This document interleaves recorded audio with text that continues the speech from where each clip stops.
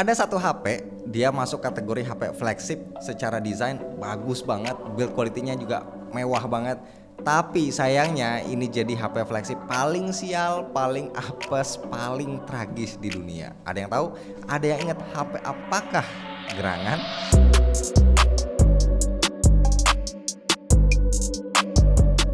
Bismillah, alhamdulillah kita ketemu lagi bareng gua Romi dan selamat datang di segmen CLBK di mana HP-HP yang dibahas di segmen ini bisa memicu cinta lama bersemi kembali atau bisa jadi cuma lihat beli kagak. Dan sebagai menu pembuka, gua mau ngajak kalian CLBK bersama Essential Phone PH1. Mungkin gara-gara namanya ya yang bikin nasibnya jadi beneran sial. FYI, Essential Phone PH1 adalah smartphone pertama dan sayangnya sekaligus satu-satunya yang pernah dirilis Essential. Padahal ini kepunyaan pencipta Android namanya Bapak Andy Rubin. Gila ya, beneran gak nyangka orang yang nyiptain Android terus diakuisisi Google, abis itu dia bikin perusahaan sendiri, bikin HP sendiri, HP-nya juga unik, gak jelek tapi apes, gak laku. Abis itu langsung gulung tikar, bener-bener tragis banget nasibnya. HP-nya sendiri itu dirilis 17 Agustus 2017 barengan sama HUD RI ya. Artinya sekarang umurnya udah 5 tahun lebih dan bisa kita bayangin HP keluaran 5 tahun lalu tapi sampai sekarang masih menjual banget. Kebanyakan orang pasti nggak akan ngira kalau ini adalah HP jadul. Kalau kita bandingin sama HP mid range terbaru aja itu masih jauh lebih berkelas yang ini.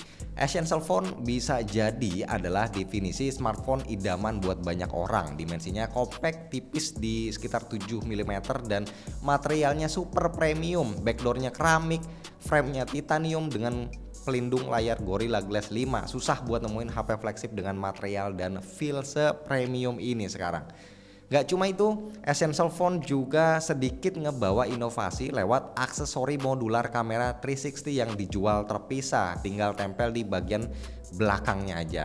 Dan hebatnya lagi, HP ini juga sukses nyabet gelar The Real Bezel-less di zamannya. Jangankan 5 tahun lalu ya, dilihat sekarang aja layarnya juga masih berasa seksi. Bezelnya tipis setipis-tipisnya sekaligus jadi pionir kamera depan model Pony. Walaupun memang bezel bawahnya masih tebal, ya kurang lebih mirip lah sama kayak Xiaomi Mi Mix. Dulu HP ini punya tugas berat ya karena harus berhadapan sama Samsung S8, ada Sony Xperia XZ1, OnePlus 5T, Pixel 2 dan tentu aja iPhone X. Tapi secara spek HP ini bisa ngelawan banget karena dia pakai Snapdragon 835, RAM-nya 4GB. Waktu itu ini udah termasuk lega banget. Storage-nya 128 pakai UFS 2.1, nggak lemot, ditambah lagi UI-nya ini Android murni, semurni-murninya.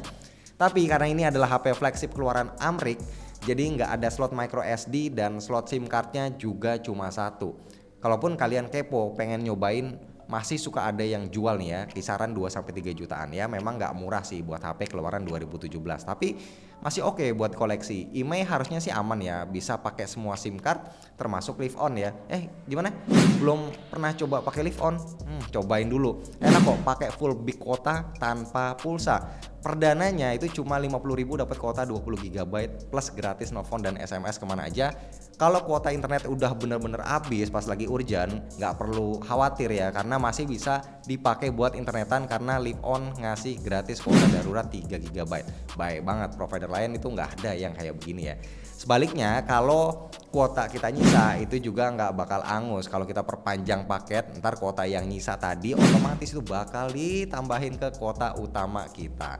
Cus, langsung beli online, terus aktivasinya langsung dari aplikasinya, nggak pakai ribet. Speednya pas gua tes juga oke ya karena pakai jaringan 4.5G dari XL. Info lengkap dan link pembelian ada di deskripsi ya, sekalian nanti bisa langsung cek sendiri.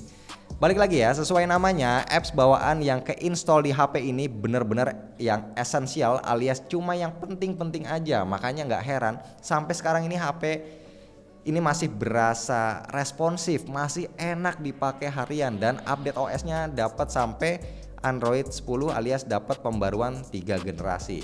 Paling yang bikin HP ini agak kurang asik karena refresh rate layarnya masih 60Hz, sementara mid-range zaman sekarang itu kan minimal udah pada 90Hz ya.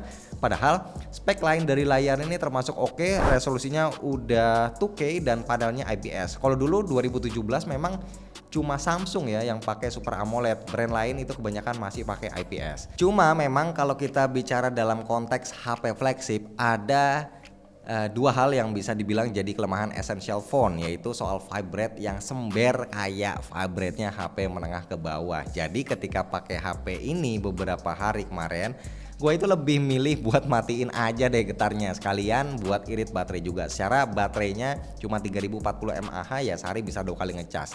Tapi speed ngecasnya termasuk oke ya di 27 watt. Z Fold 4 yang gue pakai aja hari gini masih 25 watt. Kalau kita lihat backdoor essential phone ini bener-bener unik banget, sama sekali nggak ada bagian yang menonjol. Oh ya, dia masih punya sensor fingerprint di belakang ya, khas HP keluaran 3-5 tahun lalu. Dan kita lihat kameranya ini sederhana banget, kecil-kecil ukuran lensanya. Setupnya dual 13 megapiksel, dimana salah satunya itu adalah lensa mono atau black and white. Hasil fotonya termasuk ya standar sih ya buat ukuran flagship. Tapi yang gue suka, dia ini minim processing, jadi cenderung nampilin apa adanya, dan juga bisa rekam sampai 4K 30 fps.